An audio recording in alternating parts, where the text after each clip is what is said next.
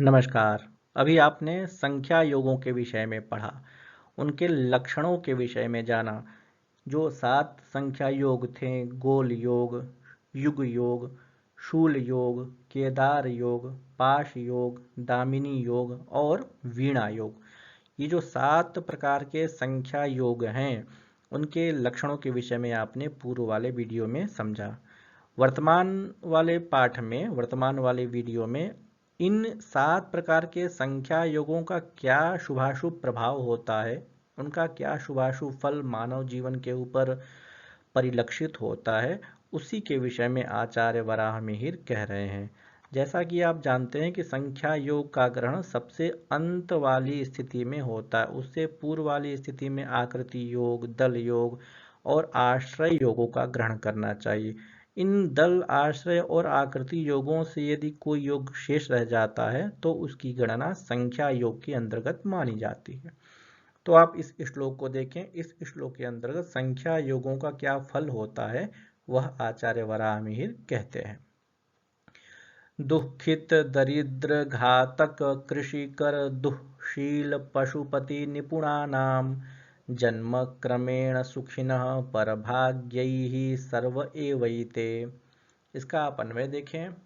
दुखित दरिद्र घातक कृषिकर दुःशील पशुपति निपुणानाम जन्म क्रमेण भवति एते सर्वे परभाग्यैः एव सुखिनः भवन्ति।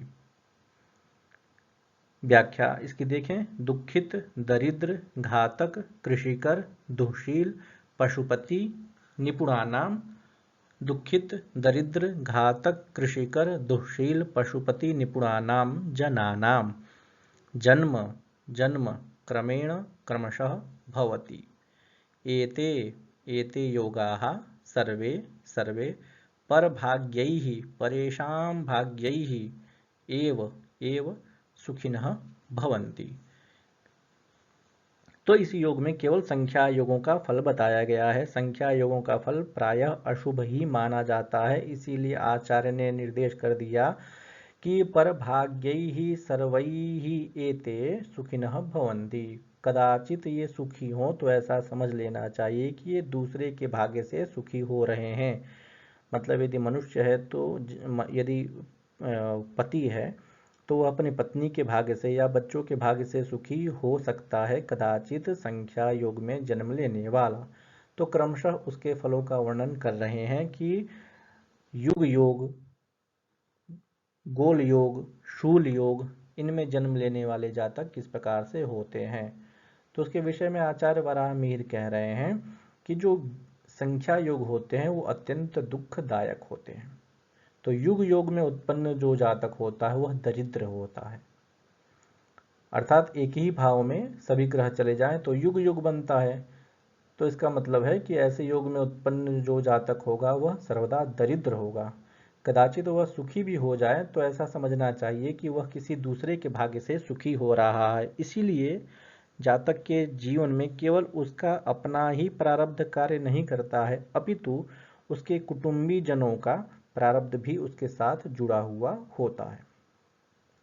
इसी तरह से शूल योग में उत्पन्न जातक घातक होता है, अर्थात दूसरों का वध करने वाला, धोखा देने वाला या चौर कर्म इत्यादि करने वाला होता है। शूल योग कब बनता है? जब किसी भी दो भावों में यदि सभी ग्रह बैठ जाएं तो।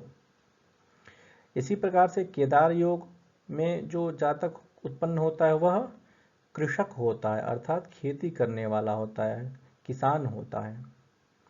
और पाश योग में उत्पन्न जातक दुराचारी होता है, अर्थात दूसरों पर अतिक्रमण करने वाला होता है, दूसरों को परेशान करने वाला होता है, दूसरों का वध करने वाला या फिर झूठ असत्य इत्यादि बोलने वाला होता है।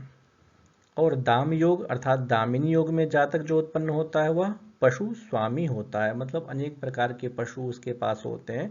तो सामान्य रूप से यह देखा जाए तो यह दाम योग उतना नुकसान नहीं करता है, एक प्रकार से अच्छा ही योग माना जाता है। और इसी तरह से वीणा योग में उत्पन्न जातक कार्य निपुण होता है, अर्थात उसको जो भी कार्य दिया जाए उस कार्य को वह अत्यंत निपुणता के साथ संपन्न करता है। तो ये प्रायः संख्या योग जो 7 प्रकार के बताए गए हैं वो सामान्य रूप से देखा जाए तो कष्ट को देने वाले ही होते हैं। और यदि किसी का जन्म संख्या योग के अंतर्गत हुआ है और यदि वह सुखी है तो आप ऐसा समझ लें कि वह अपने भाग्य से सुखी ना होकर के दूसरों के भाग्य से वह सुखी हो रहा है। स्त्री है तो वह अपने पति के भाग्य से अथवा अपने बच्चों के भाग्य से वह सुखी हो रही है। और ऐसा लोक में देखा भी जाता है कि किसी का भाग्योदय नहीं हो रहा है किंतु उसका विवाह हो जाता है और विवाह होने के तुरंत पश्चात ही उसका भाग्योदय हो जा रहा है, भाग्योदय हो जाता है, उसकी नौकरी नहीं लग रही है या आजीविका का संसाधन नहीं हो पा रहा है या कार्य में निरंतर परेशानियां आ रही हैं, किंतु संतान होने के बाद या विवाह होने के पश्चात वो जो बाधाएं हैं वो दूर हो जाती हैं। तो मनुष्य के ऊपर केवल उसका अपना ही प्रारब्ध कार्य नहीं करता है, अपितु उसके जितने भी सगे संबंधी जन इत्यादि होते हैं उनका भी प्रारब्ध उसको प्राप्त होता रहता है। तो ज्योतिष शास्त्र कर्मवाद के सिद्धांत का अनुसरण करता है और उसी के अनुसार लोगों का, जनों का अपना भाग्य परिवर्तित होता रहता है। आप इस पाठ से संबंधित कुछ प्रश्न हैं उनके उत्तर देने का प्रयास करेंगे। यहीं पर नाभस योग जो अध्याय था वह समाप्त होता है।